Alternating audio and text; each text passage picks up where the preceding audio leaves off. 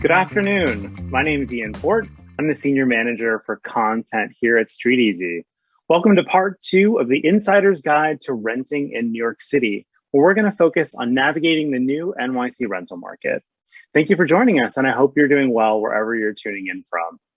Our 2 webinars this week were designed to help answer your questions about renting in NYC and empower you to search effectively in this rebounding market. Yesterday, we went over the basics of renting in New York for anyone who's new to the city or thinking of moving here. And hopefully, if you attended, you're feeling more informed about how to find and get that first city apartment. If you didn't tune in yesterday and you want to check it out, we'll be sending you a link to the recording right after this event. Now, one thing we'd love to get no matter which event you attended is your feedback on how we did. Right after this webinar, a brief survey will appear on your screen. If you fill it out, we'll send you a StreetEasy swag item of your choice. Thank you in advance for helping us make these webinars as helpful and informative as possible. All right, so today we're going to be talking about how to navigate a New York City rental market that's quickly heating up as the city rebounds from the worst of the pandemic. The content today is designed to give you an extra edge out there, whether you're looking for a new place or hoping to re-sign the lease on your current apartment. First up, StreetEasy economist Nancy Wu is going to cover how to find a good deal in the current market. Then Doug Perlson, our Vice President of Strategy and Operations, will go over what you need to know about the rental industry post-COVID. After that, Carolyn Sweeney, our Manager of Customer Support, is going to dive into StreetEasy tools to show how they can simplify your search and help you find the right apartment. And then to close out, we'll get into some of the questions you all asked when you signed up for this event. Sound good? All right, I'd like to introduce StreetEasy economist Nancy Wu. You might recognize Nancy as a frequent author of original research on the New York City housing market. She's an expert on a variety of topics, including affordable housing, renting versus buying in New York City, and how recessions impact rents and pricing. She was also recently named to Crain's New York 40 Under 40 list for 2021, so congrats, Nancy. All right, I'll be back for Q&A to wrap up the program, but Nancy, please take it away. Thanks, Ian, and thank you everyone for attending. I'm Nancy Wu. I'm the economist here at StreetEasy. I lead economic research efforts here where we look at the day-to-day market, and I'm coming to you straight from New York City right now, where I'm also looking for a new apartment. So we're all doing the same thing right now. I'm browsing StreetEasy constantly, looking at different apartments, checking out 3D home tours, viewing them. So I totally understand what it's like right now to compare prices now compared to a year ago or pre-pandemic. And it's a really interesting market out there. So I'm here to help you make sense of that market, to understand the latest numbers, and walk out feeling like you understand what's going on the market right now. So let's get started with first things first. Where are rents currently? These are the median asking rents as of Q2 this year. And so the median, of course, is that middle point of rents where half of the listings on the market right now are higher than that price, and then the other half are below the median. So just like they vary by borough, they're going to vary by neighborhood, by bedroom size, and we'll get to those details further on. So you'll get a better sense of like what's the price ranges that are fair, and like what can you compare your listings to. So I am curious to think if you guys think that these prices look low or high after living in New York City for a while. It's surprising because actually these rents in Manhattan, in Brooklyn, and Queens are a few $100s lower now than they were a year ago. So when the pandemic first started, if we look at these prices side by side, on the left here, we see prices as of this past quarter in 2021. And then the right, we see Q2 2020 prices. So Brooklyn, Manhattan, and Queens rents at the median have dropped significantly over this year. And we don't really hear much about rents dropping in New York City, but this past year, that was all that was happening. We were seeing every month rents dropping even more. And we're just at that point where we've hit the bottom and we're beginning to recover. So we'll talk about what that means for renters looking now or in a few months from now. So even though we're seeing rents tick back up, though, there are still a few places where you can find really good deals. These neighborhoods may sound familiar to you. These are neighborhoods where the median asking rent in these neighborhoods fall below that of the median of the borough overall. So some examples here for you to look at if budgeting and affordability is a priority for you. So in Manhattan, examples are Chinatown and Little Italy, and these are some places that you can find in Lower Manhattan, Upper East Side. In Brooklyn, you have Bushwick, Bed-Stuy, Prospect Park South. In Queens, you have Astoria and Flushing. So lots of options out there to look into apartments in these areas if you are on a budget and considering affordability. And also, even though Bronx and Staten Island aren't on the slide, we know that there's a lot of affordable inventory there as well. And you can check all of that on StreetEasy. So before we dive into what happened during the pandemic, let's look at the median asking rents by bedroom count in each of these boroughs. So this is a good slide to take a screenshot of, but also don't worry if you can't, because we'll send out these slides after the recording. So this will provide you with a sense of what is on the market right now. If you're looking at an apartment that's 2 bedrooms in Queens, you'll be able to point to this chart and make a comparison to see if you're getting a good deal or not compared to the median of the borough. So we'll have even more detailed breakdowns by neighborhood of any bedroom size on our data dashboard, which we'll go through later. But all these resources are out there on StreetEasy for you to stay informed on what the rents are going for right now. So now you may be wondering what's been happening to rents since the pandemic. And this is a story I've been really interested in and been looking at day to day the past year. So the best way to look at this data and understand these trends is through these colorful charts, which are the StreetEasy rent indices. And so we talked a bit about medians earlier. The median price is a good way of looking at what exactly is the price on the market right now in the middle at this particular slice of time. But when we want to talk about how rents have changed over time, StreetEasy has created a tool that allows us to do that while controlling for the types of apartments on the market, whether there's more 1 bedrooms or not, for a neighborhood. So we control for all of those things to look at rental trends over time. And so that's exciting data stuff that as an economist, I'm excited about. But the takeaway here is that from the Great Recession to 2020, rents have been increasing for that whole decade. From 2021 to 2020, we've been seeing rents increase year after year, month after month, quarter after quarter. It wasn't until the pandemic hit the city that rents started to fall precipitously in Brooklyn and Queens and Manhattan, more so in Manhattan, of course, and then less so in Brooklyn and then Queens, but still significant drops. And so, in fact, in the end of 2020 and the beginning of 2021, we saw Manhattan prices fall to levels last seen at the median in 2010, 2011, 2012. So that opens up a lot of options in Manhattan for those of you who might have wanted to live in Manhattan in the past, but didn't find an affordable option. Now there's plenty on the market, and you'll just have to look around on StreetEasy to browse and see. So the recovery has just begun, though. We are seeing a slight uptick in rents in the past quarter, but don't worry, you're coming in at a good time. Rents are still far lower than they were pre-pandemic, and there's still a lot of good deals on the market. Whatever and wherever you choose, keep in mind that there is so much inventory on the market right now. And when I say so much, I mean there's record high inventory on the market. We have not seen this many listings on StreetEasy for the site's history. So there's a lot of choices out there. And this high supply means that you have plenty of options to consider. You can view a few, negotiate, see some 3D home tours. And then there's still more apartments out there than renters are looking. So you're in a really good position to negotiate as a renter right now. Another deal that you're, of course, familiar with are concessions and the share of rentals on the market right now with concessions. So rentals offering that 1 or 2 months free rent on a 12, 14, however long lease.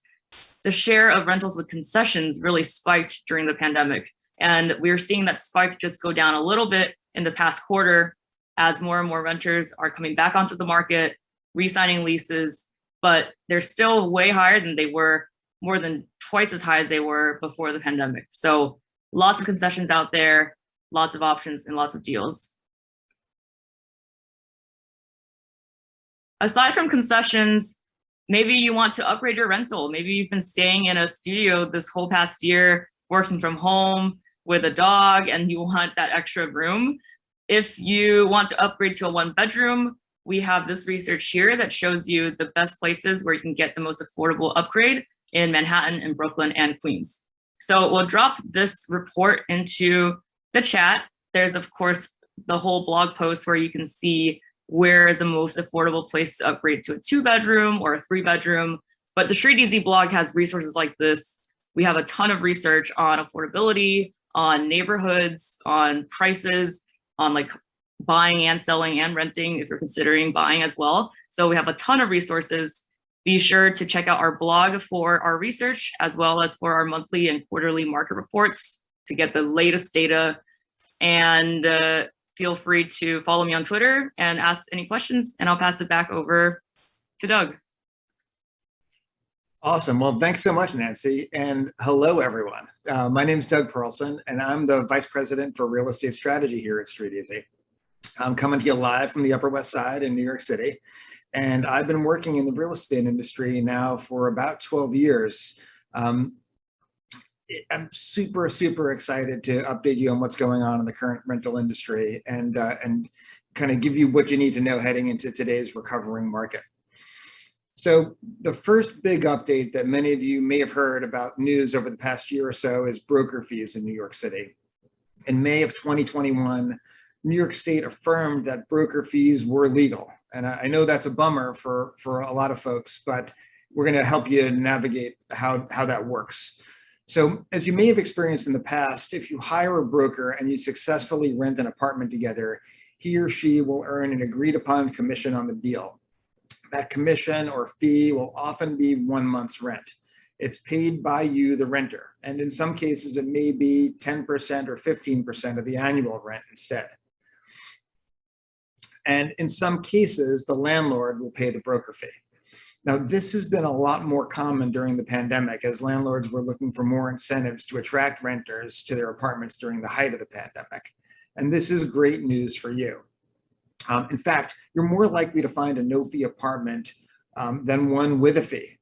In 2021, thus far, about 81% of rentals had no broker fee, the highest share since we've started tracking this stat. And for context, in 2019, 55% of apartments advertised on Street Easy were listed as no fee. That is shifting slightly since the rental market has started to pick up now, but it's still about 75% that are listed today with no broker fee. So you're in relatively good shape. Now, let's talk about something else that's historically a little confusing. There's something called net effective rents, right? So we're going to talk about concessions and what net effective rents mean. Concessions are the general term for when an apartment offers a free period, such as a month or two on a lease. You'll often see apartments advertised with 1 month free on a 13-month lease or a similar situation. Typically, you see 1 to 2 months of free rent, but at the height of the pandemic, some buildings and landlords were offering up to 6 months of free rent. And this is a way for landlords to lower the apparent cost of the unit. So it's a break. Often when a unit has a concession, it will also advertise a net effective rent. This can be confusing, so let's go over it quickly. The net effective rent is essentially the total annual cost of a lease divided over all months of the lease term, including any free ones. So say the unit you like offers a net effective rent of $23.77 a month on a 13-month lease with 1 month free. The total cost of the full lease would be $23.77 per month times 13, or about $30,900. But the actual rate for that apartment on a standard 12-month lease with no concession would be $30,900 divided by 12, or $25.75 a month. Depending on the terms of your lease, you may have to write a check for $25.75 every month and not $23.77 and skip 1 month altogether. This is why apartments often seem cheaper than they'll likely feel month to month. And if you find all this really confusing, you're not alone. That's why Street Easy's listings now show transparent pricing for any rentals with offered concessions. So rental listings on Street Easy plainly state whether the unit includes any concessions, such as 1 or 2 months free on a given lease term. The listing will also show the gross rent, also known as the real rent, along with the net effective rent as calculated based on the specific concession. This way, you'll know whether a special offering applies and what that offer means for how much you'll likely pay. As Nancy explained earlier, concessions are still pretty easy to find in some of the city's more expensive neighborhoods. The main thing to keep in mind is that the number displayed in the net effective rent is very likely lower than the amount you'll write a check for every month. And if you get into the apartment and want to stay in it, you likely won't be offered a similar concession when it's time to renew the lease. So your renewal will often be based at that gross number that you're paying every month. And then an escalation beyond that, potentially. So speaking of lease renewal, you may love living in your current apartment and hope to re-sign with your current landlord. This can be nerve-wracking because I'm sure you've all heard horror stories about landlords increasing the rent so much that the tenant had no choice but to move. And as the city reopens and the market begins to rebound, we know that landlords are eager to take advantage of the new renter interest in the market, and they're hoping to get more for their units. Unfortunately, if you don't live in a rent-controlled or rent-stabilized apartment, your landlord can raise your rent to whatever the rental market will bear and whatever he or she thinks the property is worth. Even if your increase is hefty, it is within the landlord's right to increase it. And we'll talk in a second about what you can do in that situation. Now, if you're fortunate enough to live in a rent-stabilized apartment, this isn't the case, right? So rent-stabilized apartments are typically in buildings built before 1974 and have more than 6 units, but there are also some newer rent-stabilized buildings. Allowable rent increases in these buildings are set each year by a group called the Rent Guidelines Board, which hears input from landlords and tenants and decides what rent increases to allow. For leases starting on or after October 1st, 2020 and on or before September 30th, 2021, this time the increases are for a 1-year lease, 0%, and for a 2-year lease, it's 0% for the first year and 1% for the second year. These guidelines are updated each year and they are low. Typically, we don't see increases this low. And this is a kind of pandemic effect. Now, most of you probably don't live in rent-stabilized buildings, but if the idea of being protected from rent increases sounds appealing, we do have a guide on our blog to finding an apartment in a rent-stabilized building. They're quite common in a number of large neighborhoods. All right, so what do you do if you're in an apartment you like and the landlord wants to raise the rent? Well, number one, you have to negotiate, right? It's negotiation time. And the first thing to recognize is that you probably do have some leverage. Many landlords won't want to risk losing a responsible tenant. So if you have a good relationship with your landlord, don't be afraid to remind them of that and remind them that they don't know what they'll get with the next tenant. Landlords often have had horror stories, just like tenants have had horror stories. And if you're good, they're going to want to keep you. Your other best friend when it comes to negotiating over a rent increase is research.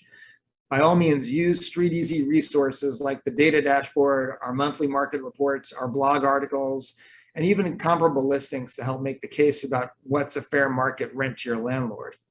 You could compare your rent to the median rent for apartments of your size in your area, or show them what other similar listings are charging if the comparison works in your favor. You want to make a case about what's a fair rent, and the more data and content you can show to back it up, the more likely you'll be successful. Now, granted, all of these strategies are more likely to be effective with smaller individual landlords than with large corporate landlords, but it never hurts to try regardless of your situation. And if all else fails, you always have one strong card to play, right? You can tell them that the rent increase is more than you're prepared to pay or can pay, and you'll have to move if they won't lower their rent. Suggest that a month or two of vacancy will wipe out any revenue advantage that the landlord might see with the increase. And they might not get a tenant who's as reliable or responsible as you, assuming that you've been both of those. And by the way, you should be both of those. As you negotiate, be looking to find a compromise. Come up with an increased amount that you can live with and try to strike a deal with the landlord. It won't happen all the time, but you may find a way to stave off that worst pain from a rent increase.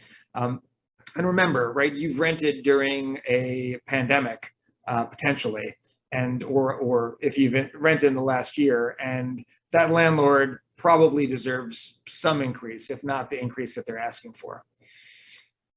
So one other thing to keep in mind is that due to the pandemic, there are many new protections for renters in New York City. Public health orders at the city, state, and federal levels have been put in place to protect renters and homeowners and help everyone stay in their homes during these uncertain times. As of June 1st, 2021, New York State's Emergency Rental Assistance Program is open for applications. The program covers up to 1 year, 12 months of rental arrears starting after March 13th, 2020. Renters looking for assistance must meet qualifications, which include earning less than 80% of the area median income, having experienced a reduction in income on or after March 13th, and being able to provide proof of residency and identity. The program is open to all New Yorkers, regardless of immigration status. And for more details and how to apply, check out our blog post linked in this chat. Another thing that you've probably heard quite a bit about is about an eviction moratorium, right? So on May 3rd, in 2021, New York State lawmakers extended the COVID-19 eviction moratorium till the end of August 2021. Protections cover both residential and commercial tenants struggling with pandemic-related financial hardships. And by the end of the extension, the state plans to announce a rent relief program using more than $2 billion of emergency funding from the federal government. For more information there and to stay updated on this, you can refer to COVID-19 updates on the New York State website. Now, if you're having trouble affording your home, you may also want to look into rental assistance programs in New York City, such as housing choice vouchers. The government programs provide low-income families, older adults, and people with disabilities with rental assistance in the private housing sector. Eligibility for this program is determined by household size, annual gross income, and you can find more about these programs on the blog post that we're going to link to. And if you have a rental voucher and you're looking for an apartment, you should know that StreetEasy recently added a new feature to help inform New Yorkers about their rights as renters and how to report discrimination over their source of rental income. The new data-powered banner seen underneath the contact box on eligible rental listings is designed to arm renters with information about local laws that protect them, along with tips on focusing their online search for affordable homes that meet that criteria. I know this is a fire hose of information, but I hope you're feeling more informed. At the very least, you can go back and find all this on our blog and on the links that we're providing. Now, I'm going to hand this over to Carolyn Sweeney, who's going to talk through some insider tips on using StreetEasy to perfect your search for your next apartment. I'll see you all again in the Q&A. Thank you so much, Doug, and hello, everyone. My name is Carolyn Sweeney, and I'm the Manager of Customer Support here at StreetEasy. I'm really excited to share with you some insider tips on how you can leverage StreetEasy to simplify your search. Basically, you're going to be learning how a StreetEasy employee goes about their rental search, giving you a leg up from the get-go. First off, and in case you didn't already know, StreetEasy is built specifically for New York City and only in New York City. Ian touched on this during yesterday's event as well, but I think it's worth repeating. New York is the only city where StreetEasy operates. This means we are built specifically for the 5 boroughs. We get you, we understand you, we know what you're looking for, and we're able to help you find your perfect next home that much easier. So why does this matter to you? Not only can you filter by what you want in your specific listing, but you can also filter by what you want or don't want in your building. Here at StreetEasy, we believe this is important because New York is a city of vertical living. And unlike the rest of the country, what you have access to in your building is just as important as what you have access to in your listing. So now, when it comes to filters, we have a ton of them, which is awesome. On your screen, you're going to see examples of the basic filters StreetEasy offers, like your neighborhood, budget, number of bedrooms, and then it also has a slide there that goes over the other filters, which I'm going to take you through now, the advanced options. I think rather than talking through what's on the slide, it'd be better if I show you how I do a search on StreetEasy. So I mentioned the advanced options, and I think that's a great place to start. As you can see now, when I click down, this is where we get into the real nitty-gritty and what sets StreetEasy apart from any of the other real estate sites out there. So you have your neighborhoods, your price range, and your bedrooms. And I'm just going to take you through a search that I would do right now as I currently look for an apartment. So I know I'm looking in Greenpoint and Williamsburg, and I'm also looking in Long Island City. And just for fun, I'll add Astoria in there as well. I have a budget of $3,000, and I'm okay with living in a studio apartment. So I'm not even going to select anything here.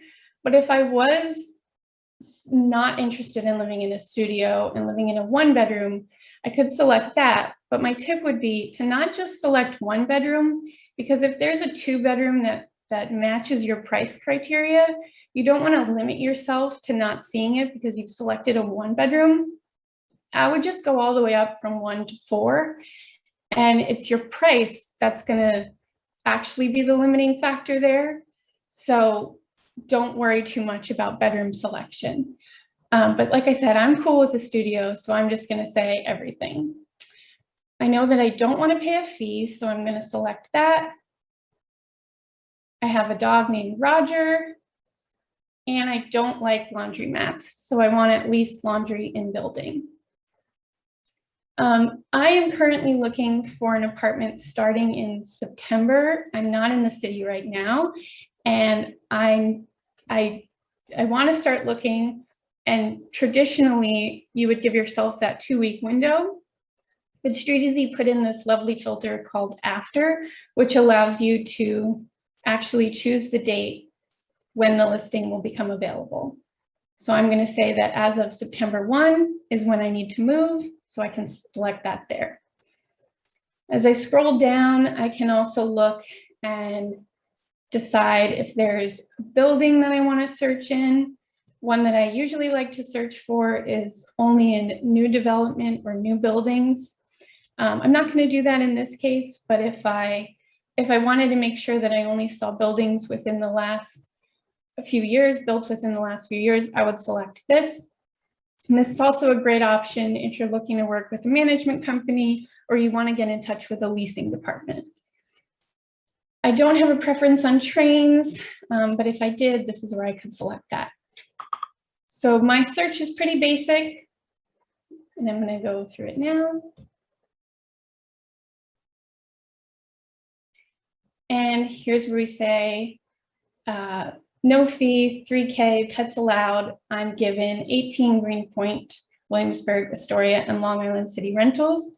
Notice that it's 18 because this is that September date. So there aren't many on the market for the future. If I were doing a search for today, I would definitely see a lot more listings.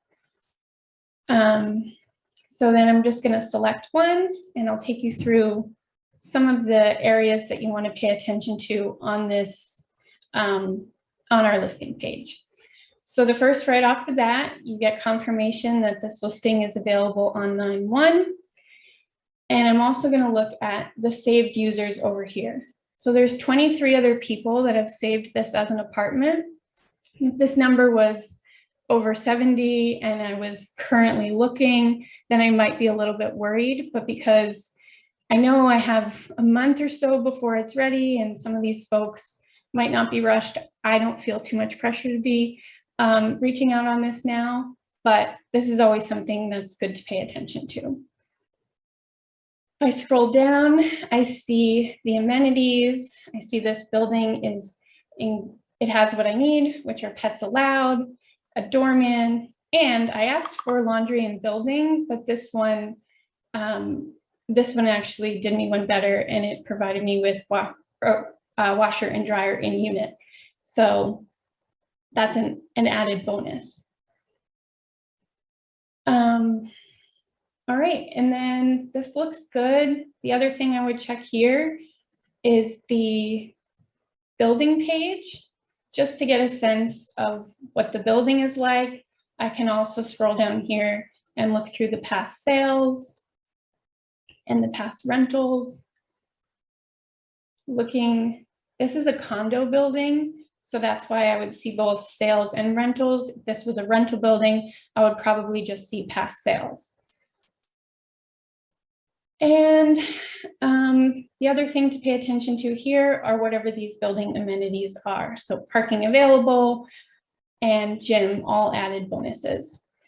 One feature on the building page that I think sometimes gets isn't known about, but is another hot tip, is this floor plans section.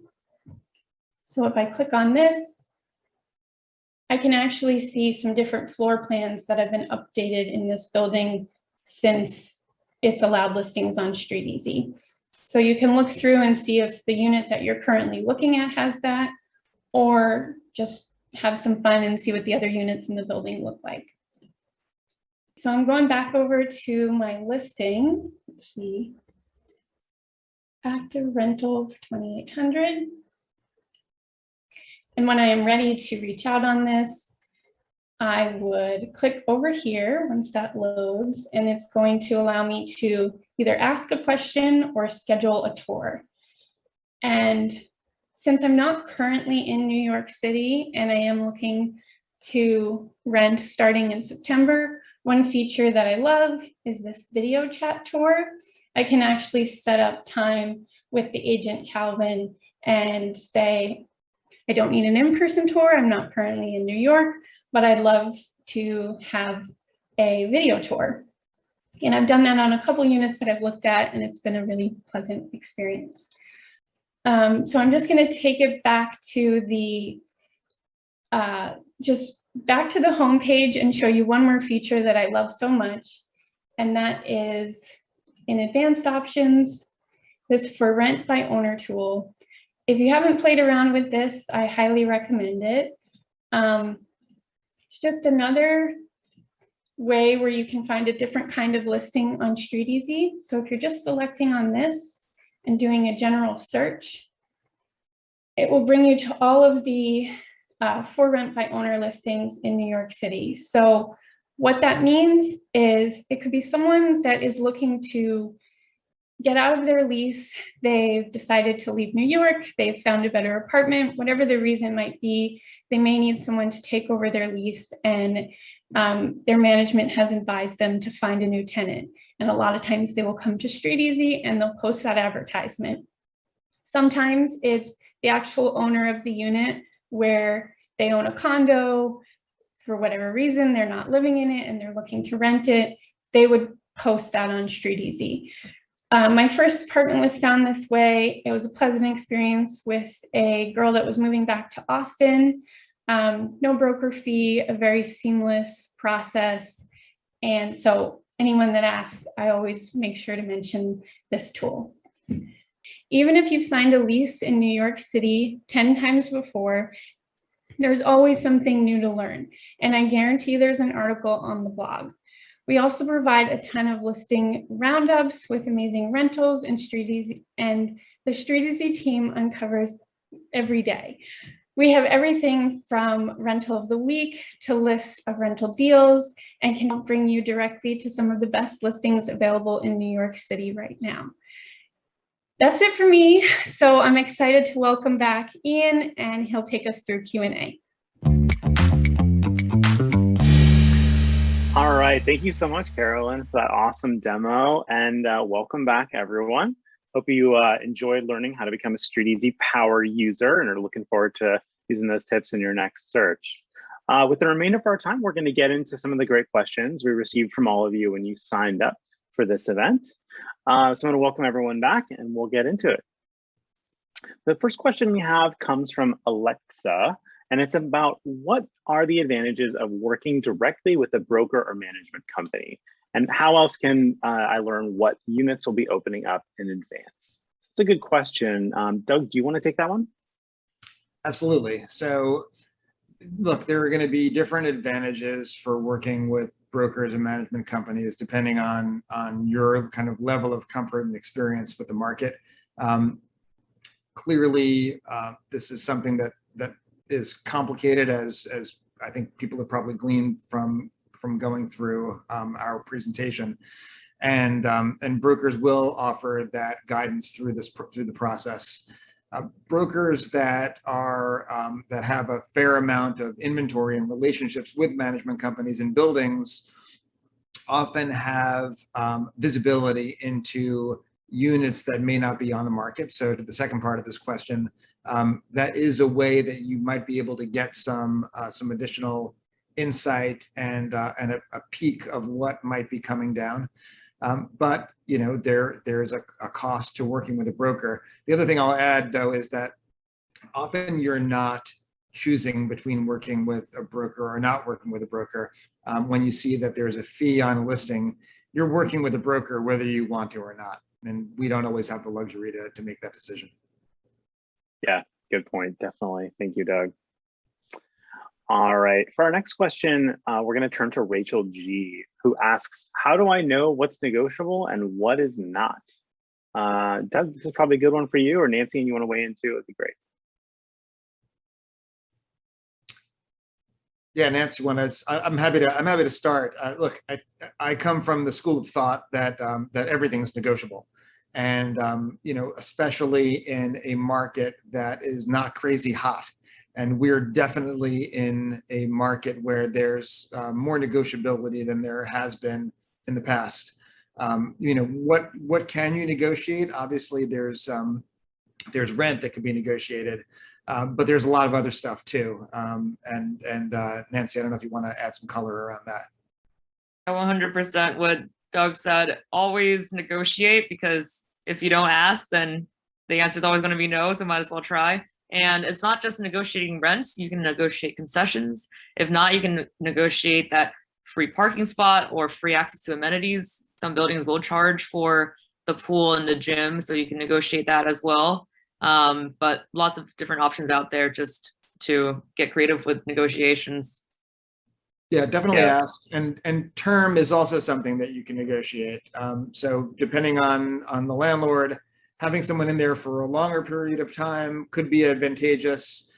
Being in there for a shorter period of time might be advantageous to a landlord who's anticipating significant increases in the next 12 months. So use whatever you have to your advantage and negotiate. Right. All they can say is no, right? It never hurts to ask. All right, great. Next question comes from Spence, who asks whether it's a common practice to offer more than the listed rent. Nancy or Doug, you have any thoughts here? That's not something that I've seen too often, if at all. It happens a lot on the sales market for homes, but on the rentals market, generally, I wouldn't worry too much about it. There's so many rentals out there. Chances are this isn't going to be something that you face. Yeah, for sure. It's uncommon in most markets. And in this market, it's going to be really uncommon. The one kind of small caveat is that, look, in any market, there are the best apartments and the worst apartments. And the best apartments are always going to be competitive in any market. So, if you've found the apartment that you absolutely must have, don't necessarily assume that you're the only person who's looking at it. Act fast, make sure you have all your paperwork done.